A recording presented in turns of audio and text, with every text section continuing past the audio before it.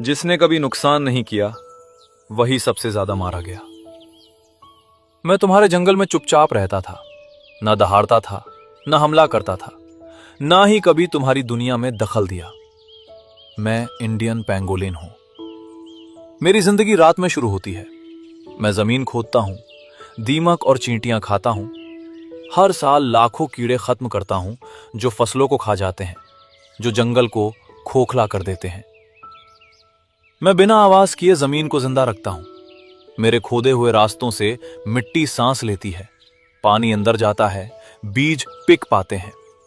मैं किसी का दुश्मन नहीं था, फिर भी मैं दुनिया का सबसे ज्यादा तस्करी किया जाने वाला स्तनधारी बन गया। मेरे पास दांत नहीं थे लड़ने के लिए, मेरे पास पंजे नहीं थे मारने के लिए।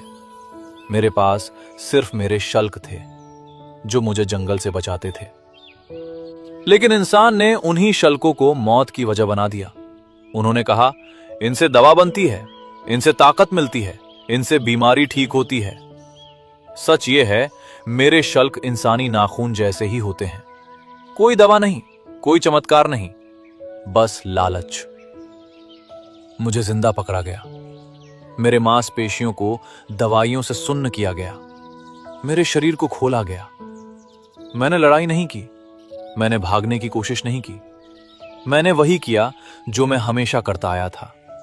मैं खुद को एक गेंद में समेट लिया, लेकिन इस बार वो सुरक्षा नहीं थी। मेरी मां ने मुझे जन्म दिया सालों की उम्मीद के बाद, और इंसान ने कुछ ही मिनटों में मेरी पूरी उम्र खत्म कर दी। आज मुझे कागजों पर संरक्षित कहा जाता है, कानूनों में मेरी रक्षा लिखी है, लेकिन बाजार में मेरी कीमत ज्यादा है। और जहां कीमत ज्यादा होती है वहां कानून हमेशा पीछे रह जाता है।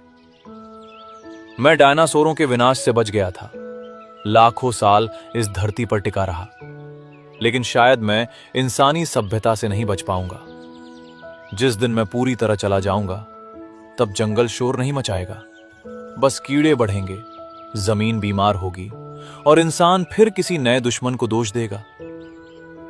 मैं कोई प्रतीक नहीं हूं, मैं कोई कहानी नहीं हूं।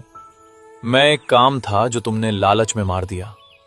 और जब तुम पूछोगे प्रकृति पहले जैसी क्यों नहीं रही, तो जवाब कहीं लिखा नहीं मिलेगा, क्योंकि कुछ गलतियां इतनी खामोशी से होती हैं कि उनका नाम भी कोई नहीं रखता।